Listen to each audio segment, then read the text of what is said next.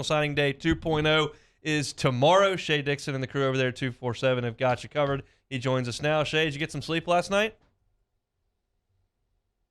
I did, yeah. Over the years of signing day, I used to stay up till like 2 or 3 in the morning and be working the phone lines. But I found if you've got preparation and patience and the reality that it is just a bunch of 17 or 18-year-olds deciding on what they want to do, and half the times they could be shaking things up, you'll get your sleep. You'll say, you know what, I value this sleep, and I'll wake up tomorrow and deal with it. You're old and wise now. That's amazing. Perspective comes with age. It's been around a long time. Before we start talking about these guys individually, what is going on right now? I know it's quote-unquote a dead period, but there can be some phone interaction. What are the staff doing? What are the players doing? What do the rules allow? What do the next 12 to 24 hours look like?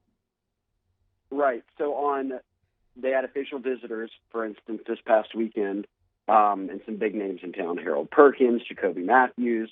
But then it leads into Sunday night at, I guess, midnight. It goes dead. And then there is no more face-to-face contact. You can only call on the phone or, text message, whatever it might be, but you can't see anybody in person anymore. And for the past month, they had been able to do that. So that's why everybody kind of says it's always key to have that final visit from a prospect, meaning you were the last school from Friday to Sunday that had him and his family on campus and were able to sit down and talk to them in person, because by Sunday, when Sunday night hits, more of that's allowed. You can only talk on the phone, and that goes through signing day. So right now, a lot of these guys are at home with family and coaches or, whomever it might be, and talking about the decision if they don't have it completely done yet, or where they're leaning, or having that final dinner conversation, and all day sort of making sure that the phone stays charged, because these coaches are just blowing them off. I mean, this is when, Jeremy, I'm sure could tell you stories of it, but this is when Frank Wilson and everybody go into overdrive mode. They're calling mom, dad, you, anyone they know, coach, to make sure that they've got a read on it and that they're closing, and that goes for every staff. So I don't envy these recruits here at the end when they've got to really field nonstop phone calls and make a big decision like this. I'll tell you this, homie Hunt, and I'll speak for just us two, not Jeremy. Nobody cared where I went to college. No one, I don't believe LSU ever dialed me up and said, what are you thinking on the scholarship papers? So good for them. Not a single person. So you could tell me anything for this answer, and I would believe it. I have honestly no idea. How involved has Matt House been over the last 3 days, over the last 3 weeks? Okay, well, here's a good example. And he's been as involved as you can be when you're not here, right? And he had been announced as a member of the staff and a hire, and it was just, even in the press release, it said he won't come until the Kansas City Chiefs, he's been the linebackers coach there, are out of the NFL playoffs, when their season's over. On Saturday, when Harold Perkins was in town, and I guess I should say all these guys, but Harold Perkins' mom talked about this specifically, that House zoomed in and, kind of hosted his position meeting and said, here's how I'll use you at linebacker to Harold Perkins, and, this is the scheme I'll be running, and this is, guys that I've had in the past of how you can view yourself and the role you'll be in. So even a day before you're playing the Super Bowl, I guess when you've taken another job, you've got to carve out 30 minutes or so and make a Zoom call and do some recruiting. So involved, which, I guess he signed his deal. He doesn't have to be if he doesn't want to be. Coach Kelly probably wouldn't love that. But, yeah, even as you're prepping for Joe Burrow and zooming with Harold Perkins, I'd consider your plate to be full. I know every recruit, when they go on an official visit, it's the best visit ever. They had an amazing experience, and there's really no negatives to take out of it. But I know LSU had that big weekend last weekend. Is there anyone that you thought, really kind of got blown away or really leaning towards LSU after that visit? Yes, Jeremy, I'm going to write a book one day, or at least the 10 Commandments of recruiting, and one of them absolutely makes the list, is nobody's ever had a bad visit. So people will always be like, man, I heard – so-and-so had an unbelievable time at Bam or LSU or wherever. Well, yeah, you go to Topgolf and eat nonstop and go out with college kids, and you don't pay for any of it. Yes, everyone's having a blast the entire time. So you got to wait till the dust settles. And I think now that the dust has settled, I think the weekend makes a big impact. I'll give you an example. And a guy like Jalen Davis Robinson, he's a cornerback. They just offered him out of Texas a couple of weeks back, and So he visits, and it's the first time he's visited. It's the first time he's getting to meet the coaches in person. He's seeing the program. And, from that perspective, it's really important that you got him to campus, because I think that ultimately tomorrow they do get his commitment. So it's key that you had him in. Then you've got guys like Harold Perkins and Jacoby Matthews who are here, who've been to LSU double-digit times. I mean, those two combined have probably been to campus 40 times or something. I mean, they're always around, especially Matthews. He lives here, so or in Ponchatoula, I should say. But getting them in that last weekend, I think, was key because, yeah, they get to meet the new staff and all that, but it's the final weekend before signing day, and they're together and they're around, some of their buddies who have already signed with LSU in December. And I think that you get kind of that kind of weekend and you look back and you say, okay, they did more than just have fun. I think that Perkins and Matthews probably saw that, okay, we've checked off a lot of the boxes. It's a comfortable fit. We've been familiar with it. We get the new staff as a transition. And, in terms of sitting down with your parents and going over things, LSU's fresh on your mind. So, yes, everyone always has a good visit, but I do think that these visits probably paid off in a big way with at least a few of these kids. Where does the Jacoby Matthews, Harold Perkins relationship come from?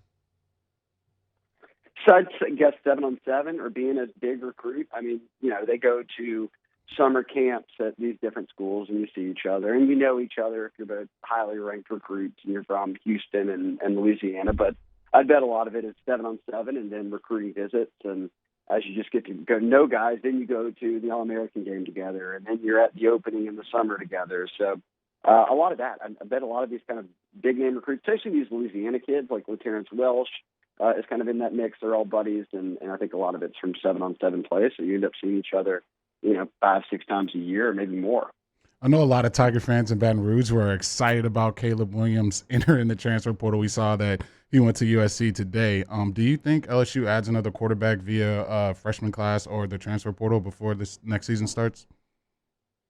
I think that they're going to stay put. And look, they've got 7 spots left, and they're in on about 6 kids tomorrow. And so let's say they get 3 or 4 recruits, or maybe more, 5, whatever it might be. But the difference between that and the 7 is what they'll have left. And if you want to get another tight end from the portal, if you think you need more linemen or linebackers, whatever it might be, you want to be able to have a couple scholarships in your pocket. And I just feel like there's some other positions that probably rank above quarterback for them right now, just because Brendan coming back was so huge. Because now you've got all 3 of those guys. Walker Howard's an early enrollee. You've got Nussmeier back. So you've got them all for the spring. You can move through this year with 3 scholarship quarterbacks. And I kind of feel like you can address quarterback in whatever direction you're going, whether it's, taking a high school kid or wanting to entertain the portal.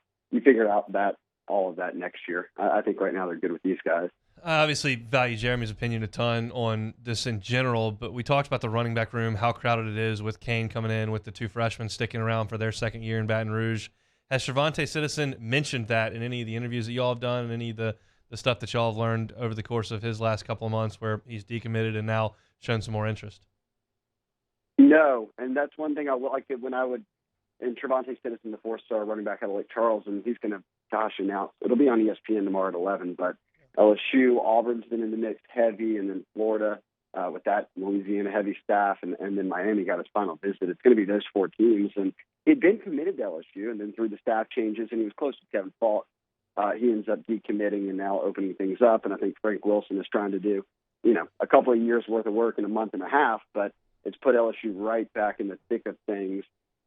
But I've never heard him say anything about worrying about depth. I think he's looking for fits where he feels comfortable. Running backs coach that, like at Auburn, for instance, him and Cadillac Williams are very close. So I think that he and Kevin Falk are very close. I think that's what Frank's trying to do right now. So I think it comes down to that more than any sort of depth. But I will say this, and people just said it because after he signed Noah Kane, it was, just they're not getting Citizen or they won't take Citizen. And we obviously know that's not the case. They're pushing for him pretty hard here. But every time I can look at the running back room and say, gosh, that's 5 or 6 guys. Like, that's a lot. Are you sure you even need more?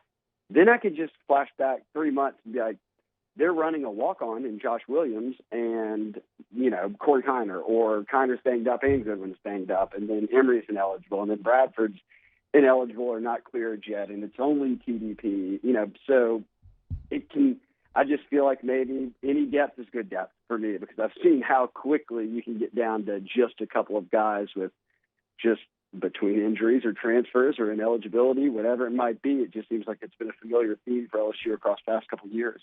Are you surprised at all with Coach Kelly and his staff, the position they put themselves in before this National Signing Day, as far as being in position to get a guy like Harold Perkins and just all the stuff they've done with the transfer portal? I think it's been impressive because I think a lot of these hires have been key. I think that they closed strong. The 13 guys, 10 of them that they signed in December were from Louisiana. So those guys kind of just stood through and said, okay, I'm buying into the program. But we'll see how they close tomorrow. Like if they come away with like Perkins and Matthews and they get Danny Lewis, let's say, in Westgate, we'll see what happens with Citizen.